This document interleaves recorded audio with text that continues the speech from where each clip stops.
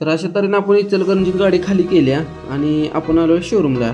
आणि शोरूमला बघा चौथ्यांदा ह्योच प्रॉब्लेम आलाय की टायमिंगच पडते आणि नोझल याचा खराब झालाय, त्यामुळे नोझल वगैरे आणि फिल्टर बदलले. सारखा तोच प्रॉब्लेम येत असल्यामुळे आपण काय पैसे भरलेले नाहीत. म्हटलं 1 रुपया भरणार नाही. आणि त्याची प्राइस बघा 12,700. तिथलं काम वगैरे आवरून आपलं 6 वाजता झाले, त्यामुळे काय गाडी भरली नाही. आपण तिकडेच थांबलो. सकाळी बारा दुसऱ्या दिवशी बघा टायर पलटी मारायचं म्हटलं आणि अलाइनमेंट करा. मग काय या भावाने दिलं बघा लवकर टायर पलटी मारून. 1 नंबर काम करतोय भाऊ. दरवेळी 10,000 किलोमीटरला पलटी मारतो आणि यावेळेला जरा 15,000 किलोमीटर झालं होतं. म्हणलं आज जरा टाइम भेटले तर मारून घेऊ. मागली झाली आणि पुढची 2 टायर पलटी मारायला घेतली. आणि असं टायर पलटी मारल्यानं मित्रांनो लाईफ वाढते टायराची.